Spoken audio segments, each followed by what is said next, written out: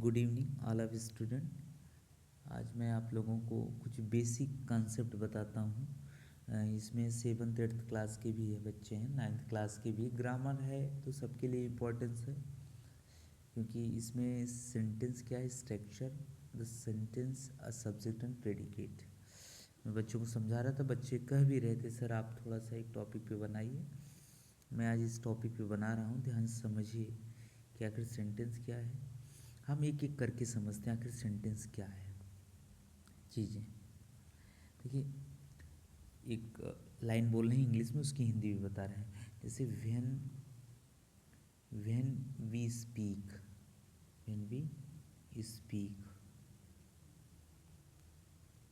Are write, इसका अर्थ ये होता है जब हम बोलते हैं या लिखते हैं तो we use generally these words हम शब्दों का प्रयोग करते हैं।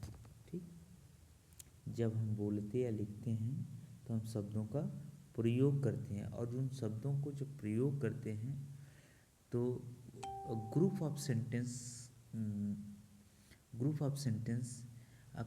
Make a complete sense is called a sentence. आप ऐसे कह सकते हैं, यानी a group of sentence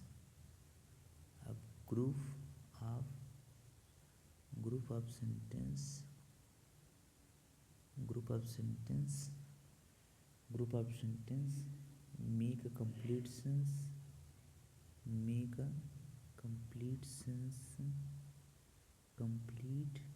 is called a sentence।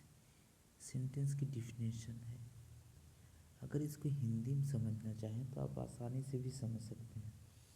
A group of words make a sentence, यानी शब्दों के समूह को वाक्य कहते हैं, जो एक सार्थक चीज़ें निकल के आए। आप सुनें, इसका डिफिनेशन है, group of sentence make a complete sense is called a sentence. आप समझ सकते हैं।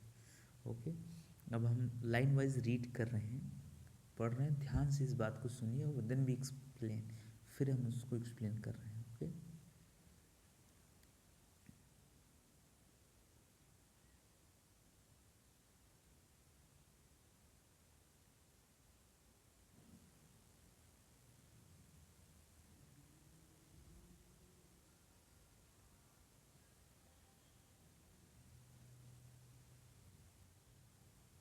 ये अस्पष्ट तथा भाव में पूर्ण अर्थ प्रकट करने वाला शब्द समूह ही सेंटेंस कहलाता है।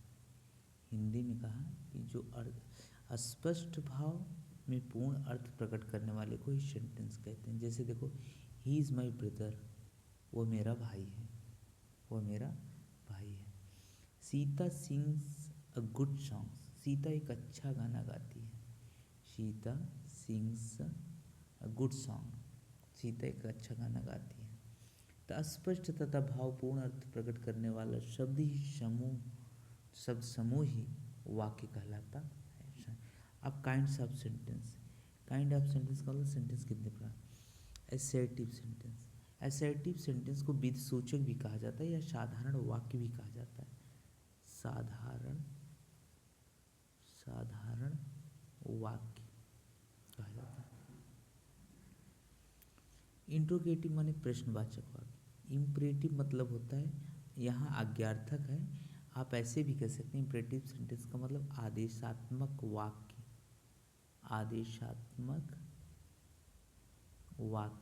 जहाँ कमांड, रिक्वेस्ट, ऑर्डर की बात की जाए।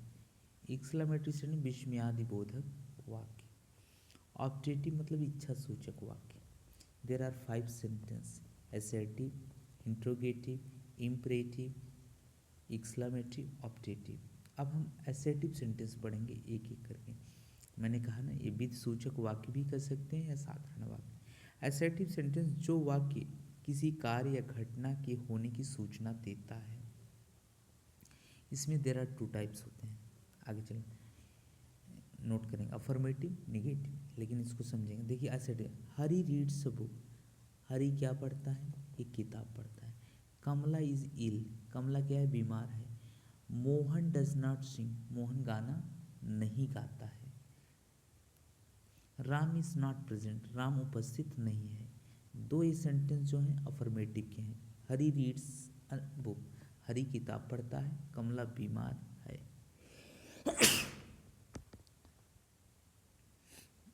अब assertive sentence there are two types, दो तरह के होते हैं। अफर्मेटिव जिसको मैंने स्वीकारात्मक वाक्य, देखिए इसमें हरी रीड्स अ बुक, हरी पढ़ता है, हरी किताब पढ़ता है, कमला बीमार है, इस बात को। निगेटिव में आप देखिए, अब इसमें घटना देखिए, अफर्मेटिव माने स्वीकारात्मक वाक्य, जो सेंटेंस किसी कार्य या घटना की होने की सूचना देता है, जैसे हरी रीड्स अ बुक, हरी एक किताब पढ़ता है। कमला इज इल, कमला बीमार है। किसी कार्य, अब निगेटिव में क्या होता है, किसी कार्य घटना को ना होने की सूचना देता है। मोहन डज नॉट सिंग, मोहन गाना नहीं गाता, नॉट लगा है, निगेटिव सेंटेंस है, नकारात्मक वाक्य है। Ram is not present, Ram not उपस्थित नहीं था। अब दूसरा सेंटेंस देखिए, आप समझ गए होंगे। असर्टिव सेंटेंस जो होता है, साधारण वाक्य दो तरह का होता है।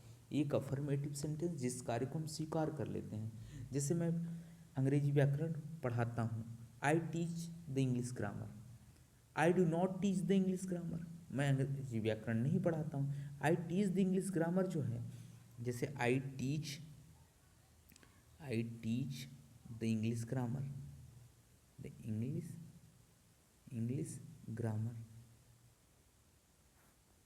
ये क्या है, अफर्मेटिव सेंटेंस है। I do not teach the English grammar, I do not teach the English grammar. आप समझ गए होंगे। जैसे इसमें देखिए, हरी रीड्स अ बुक, जाहिर सी बात है कार्य को स्वीकार लें। Hari does not read a book, अगर इसका बनाना हो निगेटिव सेंटेंस, इसमें आप देखिए, जैसे देखिए Hari reads a book, Hari affirmative sentence है। लेकिन अगर इसी को अगर मैं बनाऊँ, हरी डज नॉट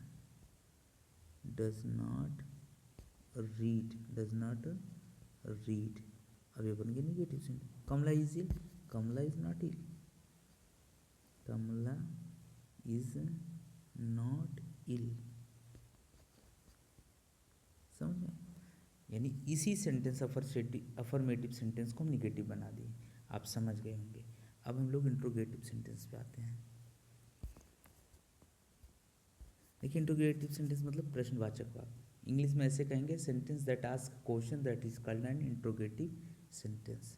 जैसे फॉर एन एग्जाम्पल, छोटा समझ लीजिए, what is your name, what's your parents name, where do you live. ये आपसे प्रश्न करता है। जहाँ भी आपसे कोई भी वाक्य आपसे प्रश्न करता है, वो प्रश्नवाचक वाक्य कहलाता है। जैसे इस बिमला, देखिए लिखा है इसमें, इस बिमला इल, क्या बिमला बीमार है, क्वेश्चन मार्क।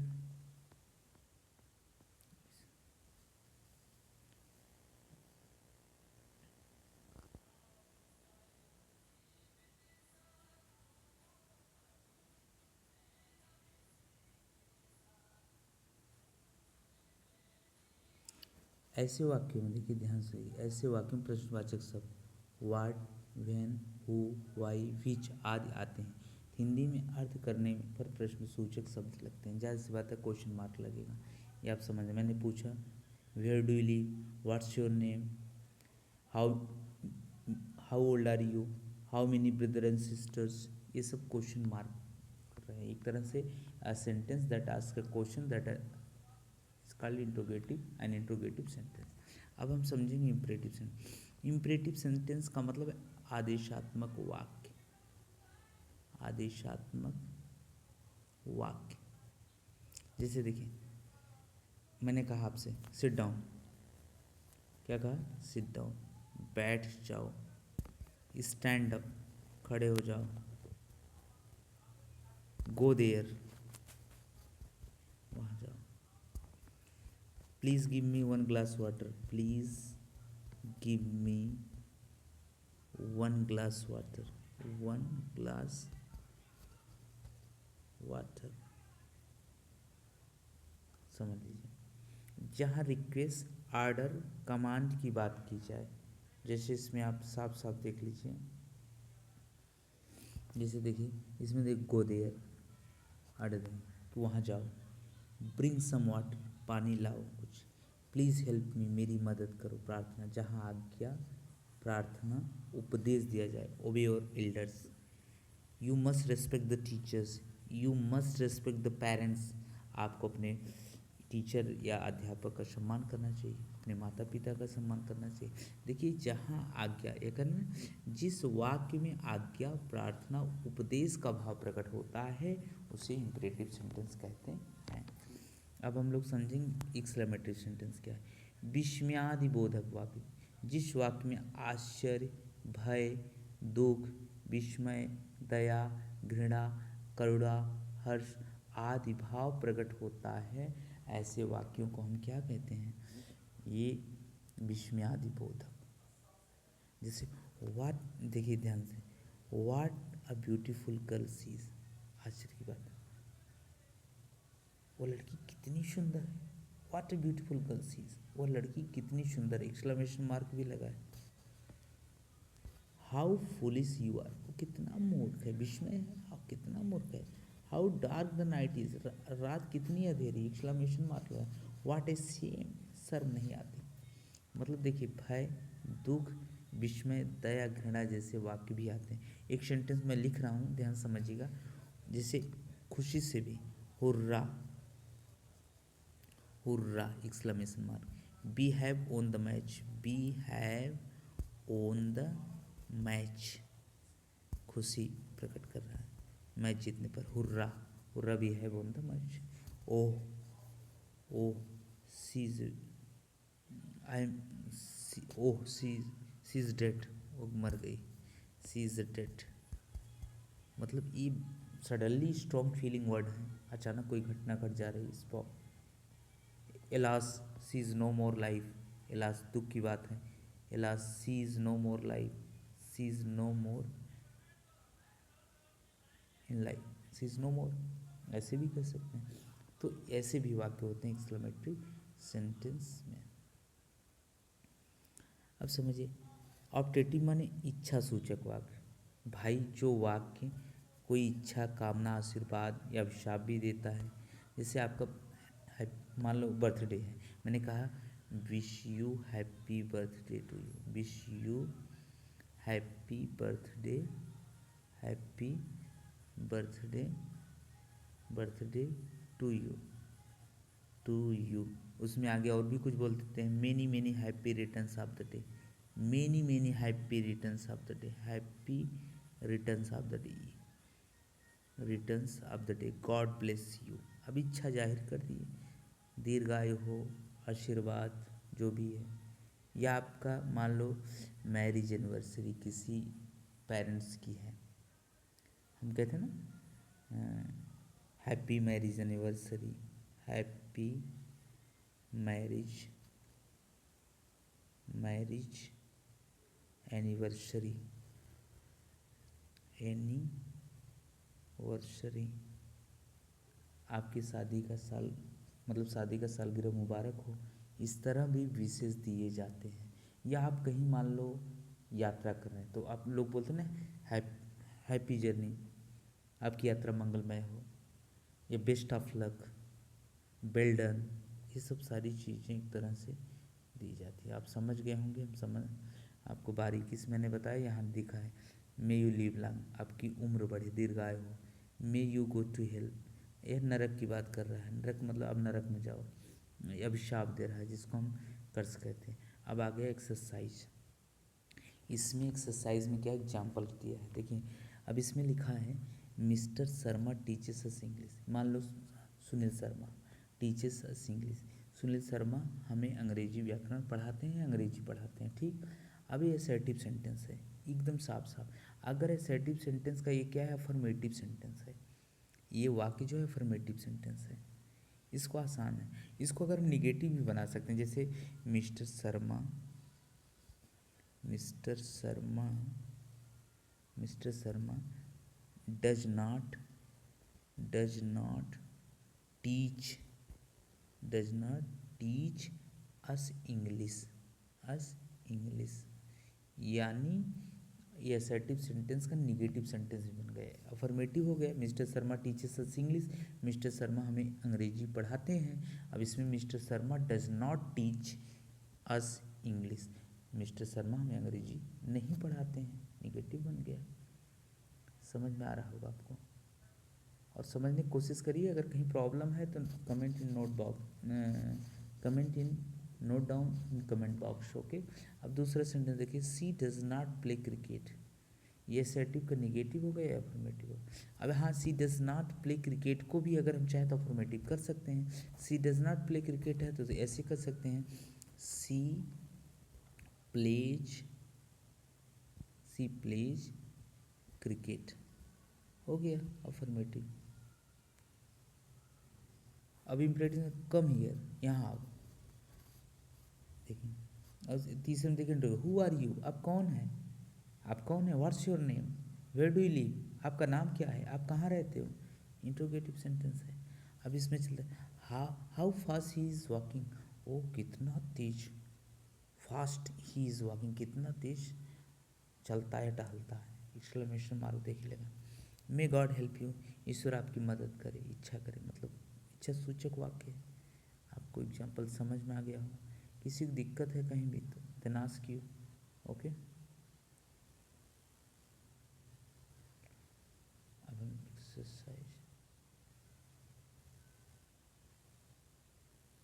अब इसमें देखिए सेंटेंस है, इसमें क्वेश्चन क्या पूछ रहा है, उदाहरणों को ध्यान से देखिए और निम्नलिखित वाक्यों को प्रकार बताइए। मतलब स्टडी द एग्जाम्पल्स, इस अध्ययन करो, tell the kinds of each following sentence, ये कौन कौन सेंटेंस हैं जानना भी जरूरी है। बहुत सिंपल चीज़ है जो मैं आपको पढ़ा दिया हूँ, ये आपको बताऊँगा, आप समझिए इस चीज़ को प्लीज़, बट सपोर्ट मी। इसमें पहला सेंटेंस ध्यान देखिए, इसमें तेरा the sun rises in the east, यानी सूरज पूर्व में उगता है, ये आपका असर्टिव सेंटेंस है। क्या है, असर्टिव में शॉर्ट फॉर्म में लिख दे रहा हूँ, ASS, असर्टिव सेंटेंस का अफर्मेटिव है, ध्यान देना, अफर्मेटिव ASS, स्वीकारात्मक। Sita is not good girl, assertive sentence का निगेटिव है, ध्यान दे, निगेटिव मैं बता दे रहा हूँ। Why have you come late again, आपने क्यों, मतलब देखिए, the sun is rises in the east, assertive का अफर्मेटिव सेंटेंस है, यानी स्वीकारात्मक वाक्य। Sita is not a good girl, Sita एक अच्छी लड़की नहीं है, तो ये निगेटिव सेंटेंस है असर्टिव सेंटेंस का, दूसरा टाइप है। अब इसमें तीसरा हुआ इंट्रोगेटिव सेंटेंस है, why have you come late again, आखिर आपने दोबारा क्यों क्यों लेट आया, क्वेश्चन कर रहा है। तीसरा, do you not wash your clothes daily, ये इंट्रोगेटिव सेंटेंस का निगेटिव सेंटेंस है। Do you not wash your clothes daily, क्या आप प्रतिदिन अपने कपड़े नहीं धोते हैं, ये साफ नहीं करते हैं, ये आपका इंट्रोगेटिव का निगेटिव सेंटेंस है। स्टडी रेगुलरली, नियमित पढ़ो, ये उपदेश दे रहा है एक तरह से, यह आप कह सकते हैं का नहीं, यह है इम्परेटिव सेंटेंस है। क्या है, इम्परेटिव, शॉर्ट फॉर्म में लिख दिया। प्लीज़ वेट टिल आई कम, इंतज़ार करिए हम आते हैं, यह भी इम्परेटिव सेंटेंस है। How grand the Taj is, मतलब कितना ग्रैंड ताज है, ताज मतलब ये ताज, आगरा में एक ताज महल भी है, उसको भी कह सकते हैं, यहाँ कि कोई नाम ही हो सकता है, होटल भी हो सकता है, कुछ भी, बट लेकिन यहाँ एक्सक्लेमेटरी सेंटेंस है। क्या है, exclamatory sentence. Do not make a noise here, यहाँ शोर मत मचाओ, जैसी बात है, तो इम्परेटिव सेंटेंस ही आएगा, यहाँ शोर मत मचाओ। Smoking is not good for health, धूम्रपान करना सेहत के लिए अच्छा नहीं है, तो ये आपका उपदेश है, तो यहाँ इम्परेटिव सेंटेंस यहाँ भी है, आप समझ। हाउ बैड, कितना बुरा है, हाउ बैड, ये क्या है जानते, एक्सक्लेमेटरी सेंटेंस है, एक्सक्लेमेटरी सेंटेंस, एक्सक्लेमेशन मार्क लगा है, उससे भी पहचान सकते हैं। ओके, आप समझ गए होंगे। You have any problem, please I request all of student note down in comment box.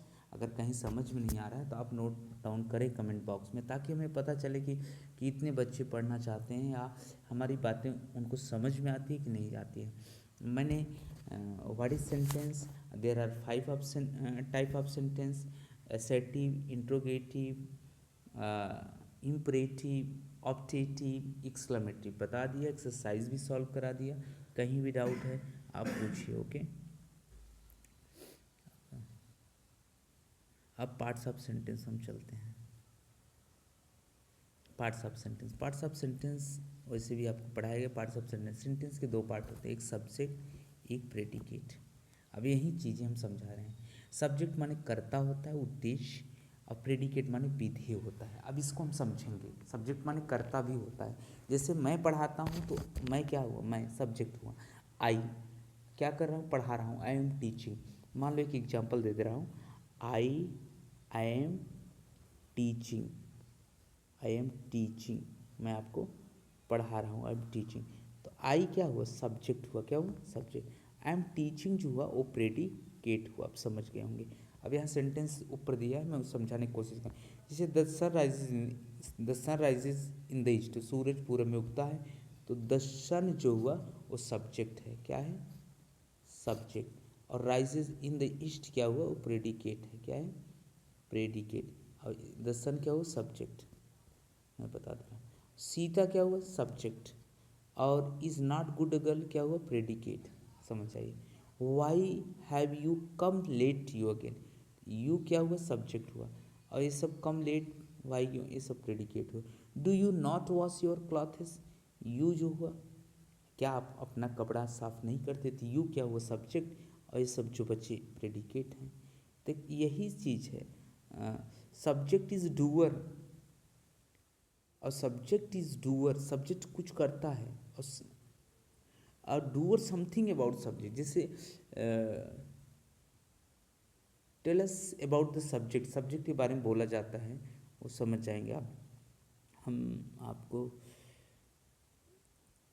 जैसे देखिए, सब्जेक्ट करता, यह वाक्य का वह भाग है जिसमें किसी व्यक्ति अथवा वस्तु के विषय में कुछ बताता, मतलब बताया जाता है। जैसे हरी केम हियर, यहाँ कौन आता है, हरी।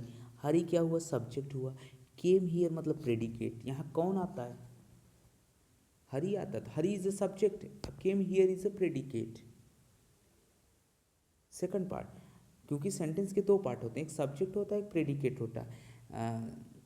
सब्जेक्ट जैसे उसके बारे में बताया जाता है। जैसे अगर सुनील पढ़ाता है तो Sunil teachers, Sunil is subject और कर क्या रहा है, पढ़ाना, दैट इज अ प्रेडिकेट। अगर सूर्य पूरब में निकलता है तो निकल कौन रहा है, सूरज। तो द सन जो है सब्जेक्ट है, और जो कार्य है राइजेज इन द ईस्ट, सूरज पूरब में निकलता है, तो वो प्रेडिकेट है। जैसे इसमें देखो, द सन शाइन, सूरज चमकता है, तो कौन चमकता है, सूरज। The sun is the subject. और साइंस क्या, साइंस, साइंस प्रेडिकेट। यानी अब आप जान गए, क्रिया से पहले कौन या किसने हु लगाकर प्रयोग करते हैं, तो उससे भी पता चलता है सब्जेक्ट कौन है। प्रेडिकेट में यह वाक्य का वह भाग होता है जो सब्जेक्ट कर रहा होता है। जैसे हरी केम हियर, तो केम हियर मैंने बताया ना, प्रेडिकेट है। आप पढ़ लीजिए, द सन, ये सूरज चमकता है, तो साइन, साइन मतलब चमकना, प्रेडिकेट है। तो अभी नोट करिए, सब्जेक्ट के अतिरिक्त शेष भाग प्रेडिकेट होता है, जाहिर सी बात है। जैसे इम्परेटिव सेंटेंस में छिपा रहता है, मैंने कहा स्टैंड अप, मैंने कहा स्टैंड अप, किसको कहा, यू को। यू यहाँ सब्जेक्ट छिपा है। सिट डाउन, बैठ जाओ, तो सिट डाउन बैठ जाओ मतलब यू को कहा, तो यू क्या है, सब्जेक्ट छिपा हुआ है। सिट डाउन क्या है, प्रेडिकेट है। स्टैंड अप क्या है, प्रेडिकेट है। इसमें आप समझना होगा। कम हियर, यहाँ आओ, तो यू को कहा, तो यू क्या है, सब्जेक्ट है। कम हियर क्या है, प्रेडिकेट है। गो देयर, वहाँ जाओ, आपको कहा मैंने, तो you is a hidden word है, छिपा हुआ है प्रेडिकेट में। गिव मी ए बुक, मुझे एक किताब दे दो, किसी व्यक्ति से कह रहा हूँ कि मुझे एक किताब दे दो, that is a subject and predicate. Try to understand my word. Sentence has a two part, subject and predicate. Subject क्या होता है, कर्ता। प्रेडिकेट क्या होता है, विधेय। ओके, समझ गए होंगे। देखिए इसमें अलग किया है, द सन मैंने पहले बताया, ये सब चीज़ें अलग किया है, प्रेडिकेट सब्जेक्ट। आप समझ गए होंगे। इसमें एक्सरसाइज भी दिया है, स्टडी करिए और इसको बताइए कि इसमें सब्जेक्ट कहाँ है, प्रेडिकेट कहाँ है। बहुत आसानी से समझाया गया है, बहुत सरल तरीके से आप समझ जाएंगे। मैं भी पढ़ लेता हूँ। अब देखिए इसमें लिखा क्या है, इसमें उदाहरणों को ध्यान से देखिए और निम्नलिखित सब्जेक्ट प्रेडिकेट को छाटिए। बर्ड्स फ्लाई, यानी चिड़िया उड़ती है, कौन उड़ती है, बर्ड्स। तो बर्ड्स क्या हुआ, सब्जेक्ट। और फ्लाई माने उड़ना, ये क्या हुआ, प्रेडिकेट। यस माने सब्जेक्ट, पी माने प्रेडिकेट। समझ। Cow are grazing in the field, गाय चर रही है मैदान में, गाय जो है मैदान में चर रही है, ग्रेजिंग माने चरना होता है, तो गायें चर रही है तो काउस, काउस क्या हुआ सब्जेक्ट, और are grazing in the field, यानी गायें जो हैं मैदान में चर रही हैं, ग्रेजिंग कर रही हैं, तो ये क्या हुआ प्रेडिकेट, समझ में। The tiger killed the Hunter, tiger ने किसको मारा, शिकारी को मारा, तो द टाइगर क्या हुआ सब्जेक्ट, क्या हुआ सब्जेक्ट, और किल द हंटर क्या हुआ predicate. The teacher taught us a lesson, अध्यापक ने हमें पाठ पढ़ाया, तो द टीचर इज सब्जेक्ट और टॉट अस अ लेसन क्या है predicate. My mother lives in Delhi, मेरी माता कहाँ रहती हैं, दिल्ली में, दिल्ली में, दिल्ली इंग्लिश वर्ड है, दिल्ली हिंदी वर्ड है, तो माई मदर ये माई ब्रदर बोल दो तब भी सही, my mother lives in Delhi, my brother lives in Delhi, मेरा भाई दिल्ली में रहता है, तो माई ब्रदर क्या है सब्जेक्ट है, लिव्स इन दिल्ली है प्रेडिकेट है। आवर हिंदी टीचर, जो हमारे हिंदी के अध्यापक हैं, इज़ अ नाइस पर्सन, बड़े अच्छे व्यक्ति हैं, तो our Hindi teacher is subject और is a nice person is a predicate. We took him to the hospital, हमने उसको कहाँ ले गया, हॉस्पिटल ले गया, तो बी जो है सब्जेक्ट है, बी क्या है सब्जेक्ट, और took him the two the hospital predicate है। इसमें एक मैंने छोड़ दिया, दे प्लेड वेरी वेल, वो बहुत अच्छा खेलता था, तो दे इज़ अ सब्जेक्ट, अब very played very well is a predicate. My elder brother, मेरा बड़ा भाई जो है, बट न्यू हाउस, मेरे मतलब एक नया घर खरीदा, तो माई इल्डर ब्रदर मेरा बड़ा भाई सब्जेक्ट है, और बट न्यू हाउस नया घर खरीदा, तो ये क्या है predicate. We should help the poor, हमें गरीबों की मदद करनी चाहिए, तो बी सब्जेक्ट हुआ, should help the poor predicate हुआ। यू लुक इल, आप बीमार दिखते हो, तो यू क्या हुआ सब्जेक्ट है, लुक इल क्या है प्रेडिकेट है। अब इसमें देखो, द डॉग्स बार्क, कुत्ते भौंकते हैं, तो द डॉग सब्जेक्ट हुआ, और बार्क मतलब प्रेडिकेट हुआ। A thief broke into the house, एक चोर ने क्या किया, घर को तोड़ा, तो थीप जो है सब्जेक्ट हुआ, और ब्रोक इनटू द हाउस जो हुआ प्रेडिकेट हुआ। Nobody helped us in the trouble, कोई व्यक्ति हमारी मदद नहीं किया परेशानी, तो nobody helped us in trouble, nobody मतलब यही सब्जेक्ट है, हेल्प इन ट्रबल प्रेडिकेट है। अभी चीज़ें समझ गए होंगे और इस बात को आप समझते हैं, और यहाँ सब्जेक्ट प्रेडिकेट के अलावा यह चीज़ें हैं आप समझ सकते हैं। देखिए यहाँ बताया भी गया है, आप चीज़ें देख सकते हैं। मैं आपको दिखा दे रहा हूँ, यहाँ एग्जाम्पल मतलब आंसर भी दिए गए हैं, बट ट्राई टू अंडरस्टैंड मैं आपको 1 बाय 1 स्टेप समझाया भी, और आपको समझ में भी आना चाहिए, और कोशिश करिए, कहीं प्रॉब्लम है यू कैन आस्क, आप पूछ सकते हैं। Okay, thank you so much all of student, have any supporter with me, then always help me. Okay, thank you so much.